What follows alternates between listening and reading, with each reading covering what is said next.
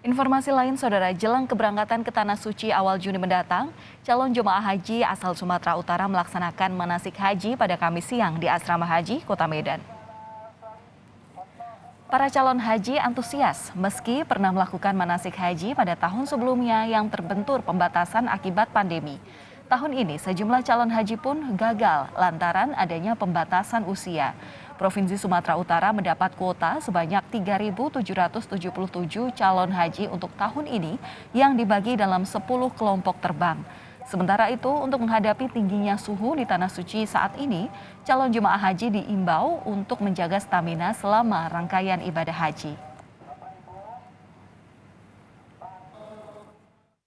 Manasik kita sudah berhenti sekitar 2 tahun, maka persiapannya kita mengulang pengajian kita ulang manasik, lalu kita berikan manasik teori di aula kita seminggu 2 kali, dan sebelum menjelang keberangkatan ini kita tutup dengan praktek simulasi peragaan manasik haji secara real di Asrama Haji Medan.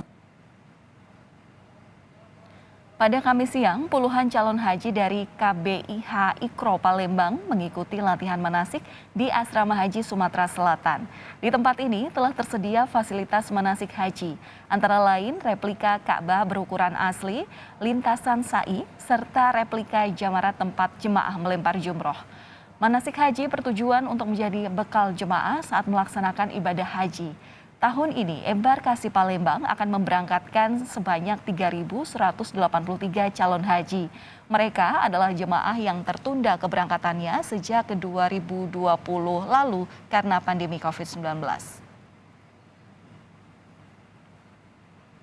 Supaya mereka berangkat ke sana nanti tidak begitu keliru, rupanya sama dari sana dengan di sini.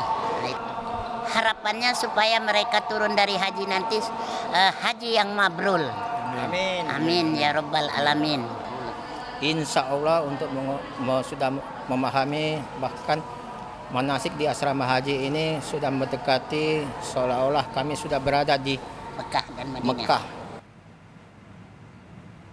Di Boyolali, Jawa Tengah, pihak asrama haji di Dunohudan mulai berbenah untuk ibadah haji tahun ini. Pembersihan dilakukan pada 3 lantai gedung Mekah. Setiap lantainya mampu menampung sebanyak 380 calon haji. Saudara, pada 3 Juni mendatang, asrama haji Donohudan siap menerima kloter pertama. Rencananya lebih dari 13.000 calon haji dari Jawa Tengah akan menjalankan ibadah haji pada tahun ini.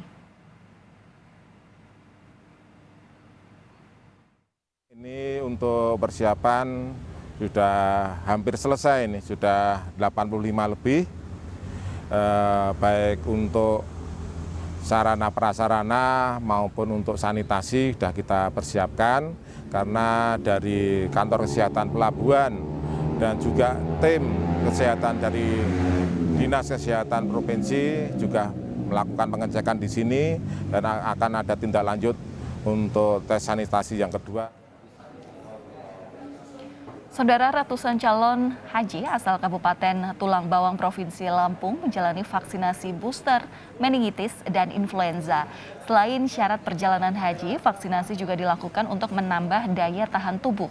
Penyuntikan vaksin booster meningitis dan influenza terhadap ratusan calon haji dilakukan oleh Dinas Kesehatan setempat di kantor Kementerian Agama Tulang Bawang. Kasih Haji dan Umroh Tulang Bawang menyebut ada 120 calon haji serta petugas pendamping yang menjalani vaksinasi.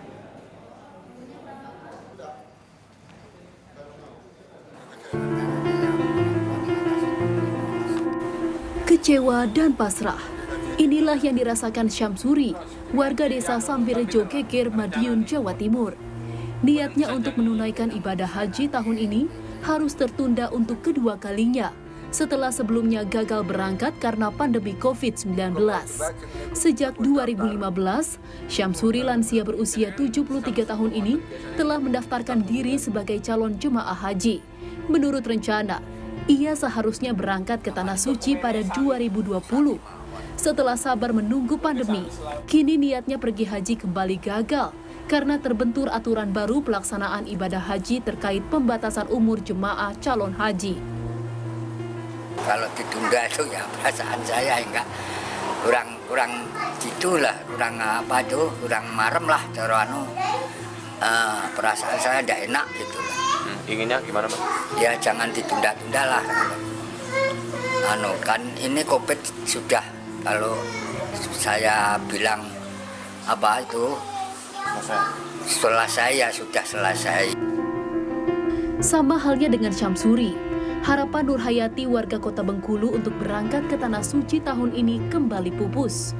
2 tahun menunggu, setelah gagal berangkat karena pandemi COVID-19, Nurhayati harus kembali mengubur harapannya untuk pergi haji di tahun ini.